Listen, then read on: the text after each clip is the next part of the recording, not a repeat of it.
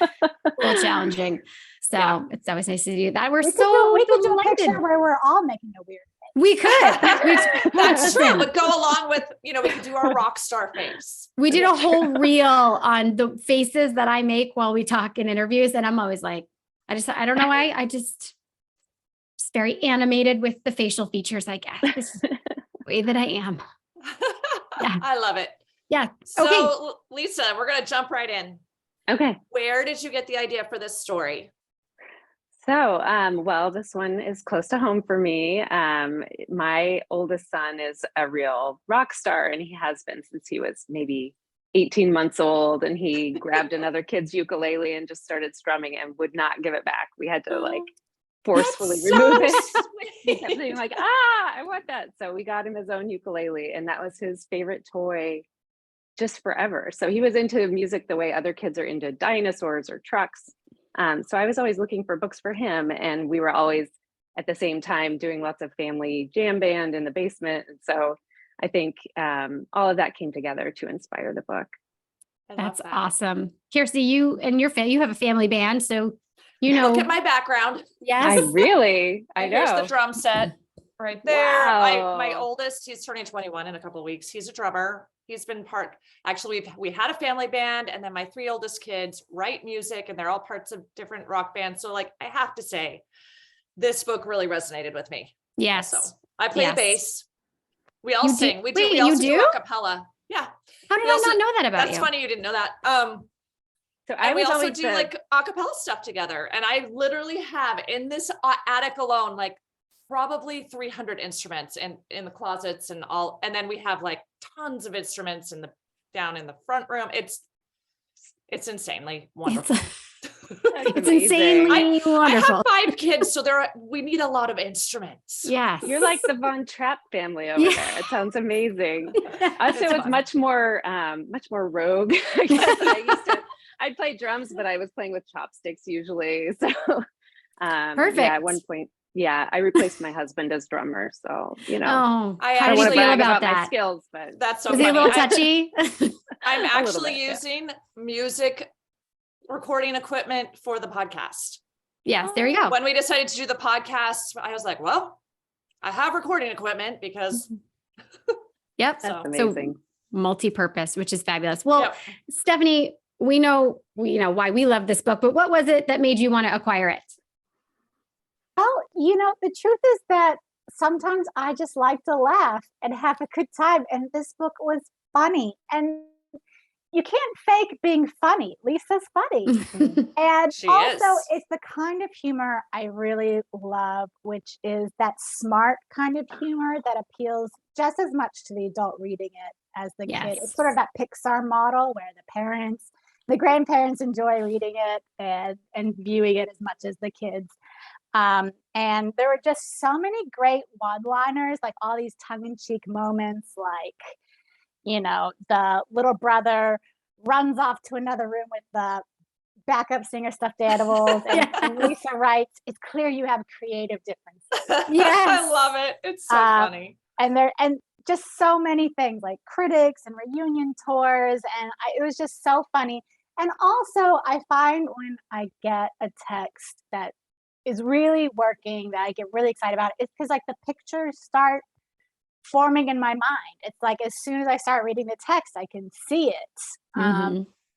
And I have a vision for it. And it's just something about the text kind of speaks to you that way. Yeah. It's so funny. It really is. Thanks. And like you said, it's funny. It's not, I don't want to say subtly funny because it's just plain funny, but it's like you said, smart funny. I think that's a really great way to describe it. So now that you have this great text, can you give us a look into what the illustrator selection process was like? Sure. So we came up with, me and the art directors, a short list of people we were interested in, and we ran the list by Lisa. And in the end, we really wanted to go with Daniel Duncan because he has those expressive characters, those just really funny action scenes with characters, but also his humor. It was the right kind of humor. It's that smart humor. It has a little bit of an edge, a little bit of bite to it. even though there's lots of funny illustrators, you really do want someone that has an edge to it. It can't be too sweet because the humor is not too sweet. Mhm. So, and he seems very rock and roll to me. You know, he had some images of rock and rollers in his portfolio. So in the end, I Perfect. think we just ended up with the perfect illustrator. Oh, for it's a this great story. collaboration. Absolutely. Absolutely. Beautifully Yeah, the done. cover. I mean, the cover is just full of energy. I mean, how can you I not love want her to pick that hair. up? Right? It's awesome. No. It's really great. Lisa, as you know, we love this book. It is funny. It hits all the right spots for adults and for children. And of course, you know, the combination of the illustrations and the words just makes this beautiful synergy of expressiveness and fun. So can you tell us a little bit about the writing process for this story? Yeah, and I have to say, I agree that Daniel Duncan he just brought so much joy to the project and so many little fun touches of his own. So I'm grateful that that I got to work with him on this. But yeah, the writing process, I have to say, I wrote this, I knew I wanted to write about musicians and rock stars. And when I looked at all of the books that were out there about this, a lot of them were using stage fright as sort of the source of conflict. But when I played with my son at this age, he was, 3, 4, 5. He didn't really have any concept of stage fright or really of even performing for other people outside of our house. It was just a joyful thing. And I wanted to kind of stick with the joy message of it love more that. than like fear. And I didn't want to get fear in there. So I had a hard time like figuring out what the story arc should be until really I switched to second person. And then it was all of a sudden like a manual of how to have fun. And it still has a story arc, but it didn't have the same pressure of like 3 attempts to solve the problem or anything like that. So that's how it came together for me. Yeah, that's what I was going to ask. Was it always in second person, or was that something that came through revision? So obviously it sounds like it came through revision. Well, I mean, honestly, everything before that was just in my mind. So the first draft was in second person. Okay. Oh, okay. But it was just all of a sudden like the penny dropped, like, oh, I could write it like this. So that was fun. I love that. So do you have a specific writing schedule or any helpful writing habits that you'll let us in on? I'd love to say I have a very dedicated writing schedule. I have a job and I have 2 kids. And so I think a lot of us struggle with trying to find the time to write. So I found that, scheduling in even just very short blocks of like, I'm going to focus on it for this half hour helps me to stay on track. But also just thinking about it all the time when you're not writing, I think is helpful. And I'm trying to, I think as I go, learn not to write so much right away and just kind of wait and see what the best idea is before I plow ahead with any idea. You know what I mean? So yeah, no, absolutely. That marinating time in your brain to just kind of getting ready in the morning and just thinking about it and seeing how it's going to play out. So you're a plotter, not a pantster. I'm a plotter, yeah. And I also, as my day job, I'm an editor and I have been for a long time. So I had a lot of my starting out process was just shutting up my inner editor and learning to, not immediately tell myself, this is dumb, this doesn't work. So to do that, I really have to like be in a great headspace. So sometimes for me, it means running and meditating and then just like letting loose. The editing comes later, Yes. Running and meditating. 2 things. Amazing. I agree with both of those very much so. I'm a big fan. Me too. Love it. Yeah. I could just kind of have another podcast about that. Those 2 things. Maybe we'll do that for another day. But sticking with this story, Stephanie, what was the editing process like? What did it look like when it came into you? And how much work did you do after you signed the project?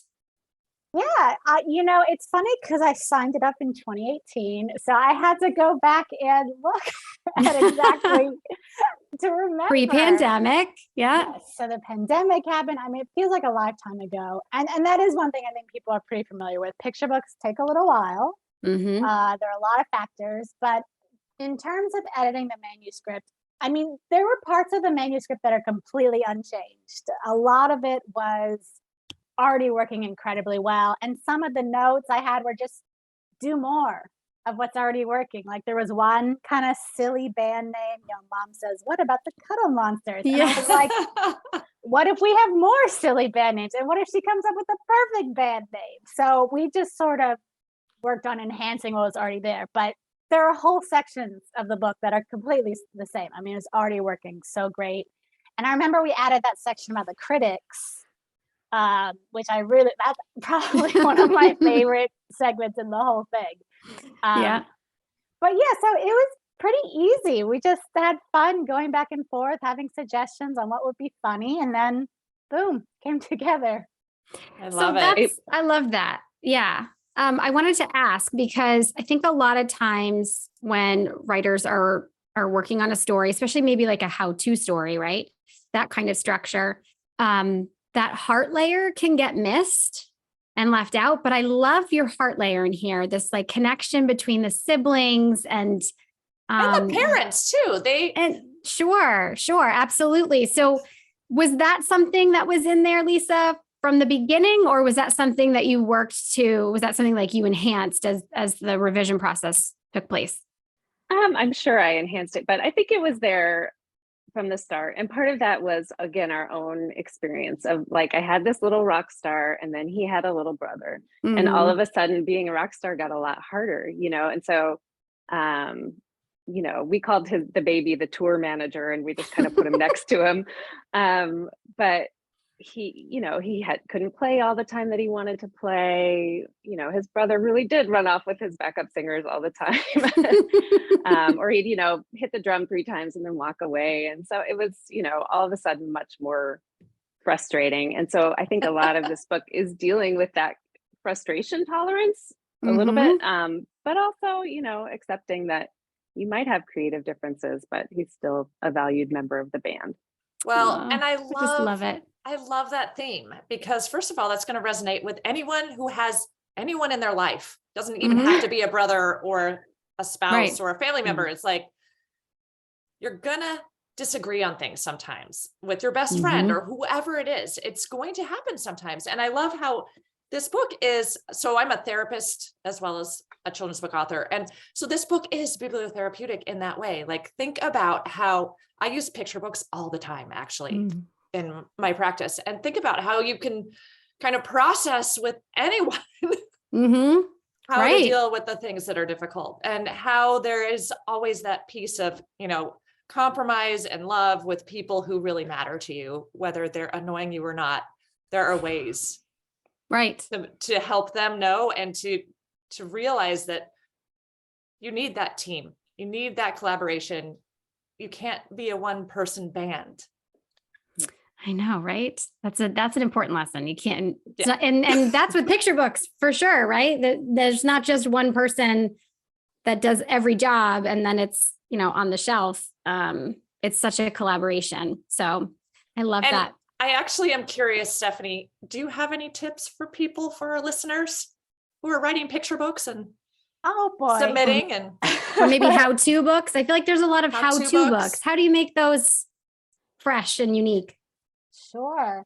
Well, it's tough out there in the querying trenches, as everyone knows. I mean, I think I just always go back to, in order to be a writer, you have to be a reader. And to really study picture books, I mean, obviously enjoy them, right? Because there's a lot of joy to be found there, but also to study them. And especially looking at books that have been published in the last 3 to 5 years, like look at that copyright page and making sure you're seeing what is relevant in the market now. Looking at books that have separate authors and illustrators, because, one author illustrator can do things a little bit differently. And even type out that text and say, okay, what's working about this text and what did the agent or the editor see that caught their eye before there were any images that added to the humor or the story. So I think that's tried and true advice when you're trying to learn the craft. Agreed. Definitely. Yep. That's good advice. Typing it out. We were just talking about that actually. And we were. It's something I know when I was starting out, I did a lot of, and it was so helpful to, like you said, see how the author, had it typed out on the page before it was a book, and where the page turns were and what that looks like, and the pacing and all those kinds of things that, might be hard to visualize in your own story. But if you kind of put yourself in someone else's shoes while they're working, or in their work, it can help with your own writing. Definitely. And then also just noticing, what do you love about what this person did in this book? And how do you infuse that into your own writing? Mentor texts are so mentor important. texts. Right. Yes. Lisa, was there anything particularly challenging? Like, is there something that stands out when you were writing this book that you were like, I just can't figure out how to fix this problem, or what needs to come here, or any kinds of specific challenges that you can think of? Yeah, I mean, I think one of the challenges with a how-to text is trying to give it a story arc. And so in this case, you still kind of need an antagonist or two. And so, the little brother causes some challenges, as do the parents, so you still have to think about the conflict that would be there. When we were playing in our basement, we were just having tons of fun and throwing stuffed animals and, doing laser light shows. And, we weren't the terrible parents who were saying, no, you can't have an instrument, I hope. But you still need some conflict even in a how-to format. So I think just thinking about ways that I could create an arc within that kind of text was a little bit of a challenge. That's a really good point. I didn't think about that. That's really, really smart. I love her, speaking of the conflict, the little girl's response when at the beginning of the story, when she is talking to her mom about, needing instruments and things. And her mom is, an electric guitar is too noisy and a bass is too big. And she says, rock and roll, mom. And I can just feel like I can hear her say it, like, so perfect. Just the simple, perfect response. You can just hear that child's voice. So spot on right there with that humor. It's really great. It's really, really just great. Such a fun book. It really is. It really is. We really enjoy interviewing people when the book is so just spot on in terms of humor. We like to laugh. Yes. Yes. If you ever listen to our podcast, it's very silly at the very beginning every time. It is. So it is. We haven't written the intro yet for this one, but I'm sure it's going to be very silly. There will probably be a terrible pun or two and, some silly things, or maybe a song. I was going to say, maybe you can jam out. We'll see what we choose to do. We'll have to get our instruments out. Yes.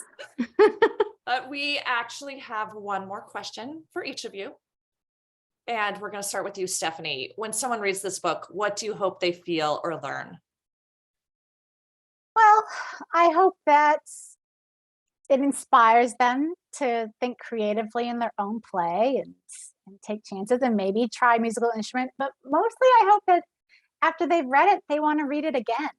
Ooh, I and like again that. and again. So Yes. that's my favorite kind of read. Yes, I think they will. Agreed. And I think they'll be inspired to start strumming some broomsticks or as guitars and thinking up band names. Lisa, how about you? Same question. When someone reads this book, what do you hope they feel or learn? Yeah, I mean, that's the ultimate goal, right? Is to get someone to want to read it again. And I've gotten these sweet notes from people. I had a friend who said her daughter wanted to read it 3 times, and then at bedtime she found her, she was supposed to be getting ready for bed, but instead she had her stuffed animals as backup singers, and she was doing the whole thing.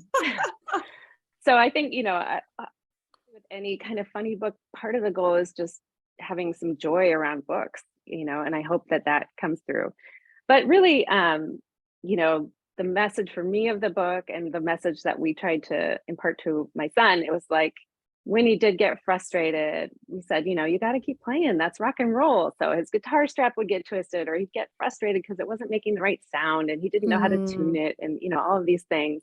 We said, you got to keep going. That's rock and roll. So I hope that kind of spirit comes through of persistence, even when everything's not perfect, that there's still joy in creation. Oh, that's beautiful. Absolutely. I love that. And I love that idea of persistence, especially because, when you're frustrated, rock and roll kind of sounds better. Yeah, there you go. I mean, Gonna let loose. Yeah, no, absolutely. He once told us, even if your diaper's wet, you got to keep playing. Oh That's my rock and roll. gosh. And I was like, Yes. yes, Keith Richards would agree. That's yes. Oh my gosh. I hope you wrote that down. That's hilarious. That is hilarious. that's for later when he gets famous and you can. Right? Right. I know. There you go. Someone's That's going to dig up perfect. this podcast and he will tell me. Yeah. Yeah, there's definitely a diaper wardrobe malfunction that made it into Yes. the book. So, Yes, I love it. And I think that was Stephanie. I don't think that was in the original draft. So I think that, I think there was a wardrobe malfunction, but you'd already told me the wet diaper story. So I was like, that's gotta be it. It's gotta be in there. Gotta be in there. I love that Easter egg. That's perfect. the best. I love that. Oh, that's so great. Well, we're so grateful for your time. We want to be mindful of your time And for sure. Stephanie, I know you have to get going. But we are so in love with this book and we're so we happy. are. Thank you so much Yes, for doing the thank you interview. so Oh, So thank you so much. the air date for the podcast will be November 15th. Okay. So that is Yes. the date. So we'll let you know. We'll send you the link. Yes. That's it'll very exciting. post it all on social media and all that stuff. So congratulations on a beautiful book. And thank you Thank so much for you. your time. Thanks so much for Thanks for having us. us. All right. Have a great Bye. rest of your day.